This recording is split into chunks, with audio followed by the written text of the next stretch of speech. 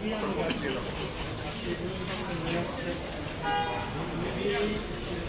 কিছু করেছি, আমি পরিপূর্ণ রায় পাইনি। আমাদেরকে সরকারি সাহায্য পুলিশ সদস্য সেখানে থেকে পুলিশ সদস্য নাম কার কীভাবে বলতে হবে আমি কিছু জানতাম না। আমি পরে দেখছিলাম, সেভাবে আমি বলি একজন পাবলিক মারলে তাকে চেনা যায়। পুলিশ সদস্যদের নাম না জানার কারণে এখান থেকে আর 10 জন পুলিশ সদস্য বেঁচে গিয়েছে।